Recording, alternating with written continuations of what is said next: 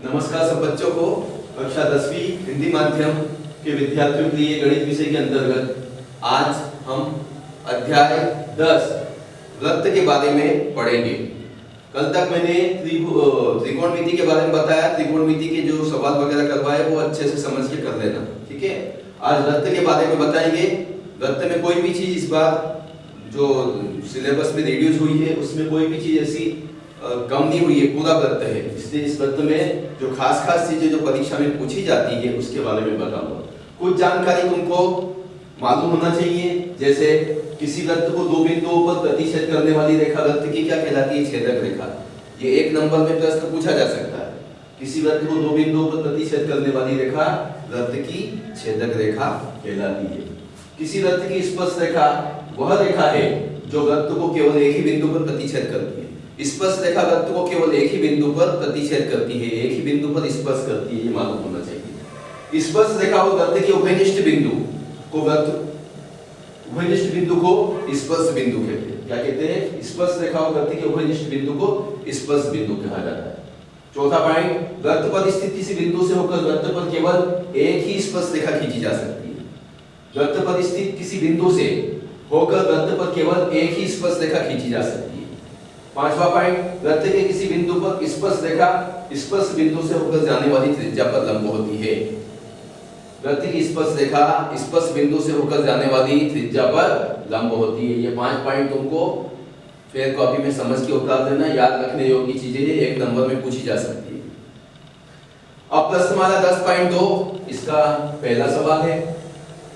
एक बिंदु Q से एक वृत्त पर स्पर्श रेखा की लंबाई 24 सेंटीमीटर है तथा Q की केंद्र से दूरी 25 सेंटीमीटर है, तो वृत्त की त्रिज्या ज्ञात करो।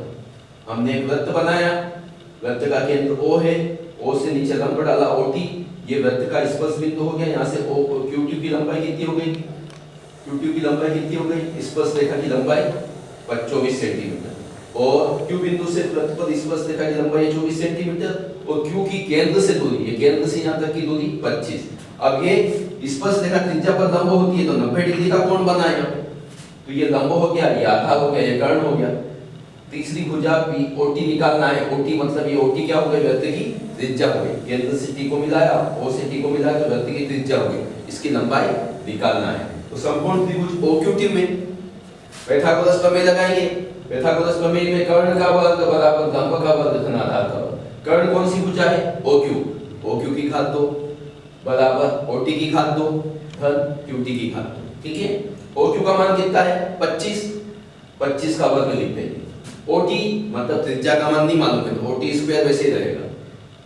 QT का मान कितना है? 24, तो ये 24 का वर्ग। अब 25 का वर्ग कितना होता है? 25 का वर्ग 625 होता है। 25 का 25 में गुणा कीजिए, यदि वर्ग नहीं मालूम है तो गुणा करके मान निकाल लीजिए। 25 का 25 में गुणा करने पर 625 आएगा, 24 का 24 में गुणा करने पर 576 आएगा। तो 625 बराबर OT का वर्ग धन 576।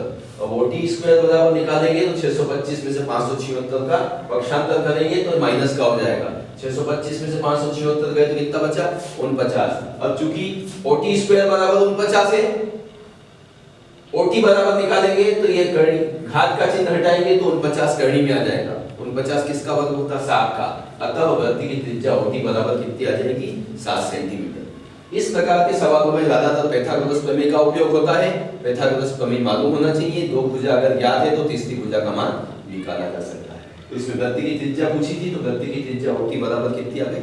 7 सेंटीमीटर। 7 सेंटीमीटर, ठीक है। तो इस प्रकार से समझ के इसको फेयर कॉपी में उतार देना। इस प्रकार के सवाल परीक्षा में पूछे जाएंगे। अब दूसरा नंबर मैंने डाल रखा, किताब का नहीं है, ये प्रमेय है। ये परीक्षा में कई बार पूछी गई है, इसलिए ये मैं प्रमेय समझा रहा हूं, इसको समझ के फेयर कॉपी में उतारना। सिद्ध कीजिए कि किसी वृत्त के व्यास पर खींची गई स्पर्श रेखाएं समांतर होती है। खींची गई स्पर्श रेखा समांतर होती है। वृत्त बनाया जिसमें PQ क्या है? वृत्त का व्यास है। वृत्त का व्यास वृत्त के केंद्र से वृत्त के केंद्र से होकर जाने वाली रेखा होती है। ये PQ वृत्त का व्यास है। इस व्यास के छोर पर P और Q, ये व्यास के स्पर्श बिंदु P और Q पर AB और CD दो स्पर्श रेखा खींची गई है और स्पर्श रेखा खींची गई है तो ये स्पर्श रेखा कैसी होती है, समांतर होती है। स्पर्श रेखा कैसी होती है, समांतर होती है, सिद्ध करना है। तो क्या दिया हुआ है, एक वृत्त COR, COR का मतलब समझते, C मतलब सर्कल, सर्कल यानी वृत्त, O मतलब वृत्त का केंद्र, R मतलब त्रिज्या। एक वृत्त है जिसका केंद्र O तथा त्रिज्या R है, ऐसा भी लिख सकते हैं। एक वृत्त C है जिसका केंद्र O तथा त्रिज्या R है, जिसमें PQ वृत्त का व्यास है। व्यास के छोर पर AB और CD दो स्पर्श रेखा खींची गई है। P बिंदु से होकर जाती हुई एक स्पर्श रेखा AB और Q बिंदु से होकर जाती हुई एक स्पर्श रेखा CD, ये खींची गई है। सिद्ध करना है AB समानांतर है CD के, AB समानांतर है CD के, ठीक है। अब देखो ये APQ, ये वृत्त की त्रिज्या हो गई यहाँ पे, तो ये वृत्त की त्रिज्या क्या है, स्पर्श रेखा पर लंब होती है, तो यहाँ 90 डिग्री का कोण बनेगा। वृत्त की स्पर्श रेखा त्रिज्या पर लंब होती है, तो APQ का मान कितना हो गया, 90 डिग्री हो गया, क्योंकि OP लंब है AB पर। इसी प्रकार PQD, ये ले लिया हमने PQD, तो ये OQ क्या हो गया, OQ त्रिज्या हो गई और ये स्पर्श रेखा पर लंब है, OQ पर लंब है, तो PQD का मान भी कितना हो गया, 90 डिग्री, क्योंकि OQ लंब किस पर है, CD पर। OQ लंब किस पर है, CD पर। अब ये दोनों 90 डिग्री के कोण होंगे और APQ बराबर PQD, ये दोनों कोण आपस में बराबर भी है, क्यों है, एकांतर अंतः कोण है। एकांतर अंतः कोण जब बराबर होते हैं तो रेखाएं समानांतर होती है। रेखाएं समानांतर होने के लिए तीन गुणधर्मों में से कोई सा भी एक गुणधर्म लागू हो जाता है तो रेखाएं समानांतर हो जाती है। दूसरा गुणधर्म भी अपन बदला सकते हैं, एक ही रेखा पर बने दो कोणों का योग अगर 180 डिग्री अपन जोड़ेंगे दोनों को तो 180 आएगा, तो रेखा समानांतर हो जाएगी। लेकिन चूंकि अपन ने सिर्फ एकांतर अंतः कोण ही बदलाया है, APQ बराबर PQD, बस ये दो कोणों को बदला दो, दोनों की माप 90 है, क्योंकि OP लंब है AB पर तथा OQ लंब है CD पर। APQ बराबर PQ आ गया एकांतर अंतः कोण होने से, एकांतर अंतः कोण बराबर है, इसलिए रेखाएं कैसी हो जाएगी, समानांतर। इसलिए AB समानांतर है CD के, AB समानांतर है CD के, इति सिद्धम। इस प्रकार से सिद्ध हो जाएगा, इस प्रकार से सिद्ध हो जाएगा। ये प्रमेय परीक्षा में निश्चित रूप से आना है 4 या 5 नंबर की, तो इसको अच्छे से समझ के उत्तर करना। केवल बहुत छोटी सी है, समझना आसान है, उतारोगे में समझ में आ जाएगी, फिर कॉपी में उतारोगे में समझ में आ जाएगी। तो जितना भी भाग यहाँ पे समझाया जाता है वीडियो के माध्यम से, वो सारे सवाल, जितने भी सवाल है या जितनी भी प्रमेय है या जो भी है लिखा गया है परिभाषा वगैरह, उसको अच्छे से समझ के फिर कॉपी में उतारना है। ये आगे तुमको काम ही आने वाला है। ये अध्याय अभी परीक्षा में पूछा जाएगा, इसलिए जितना करवाया जा रहा है सब अच्छे से उतारना, परीक्षा की दृष्टि से भी महत्वपूर्ण।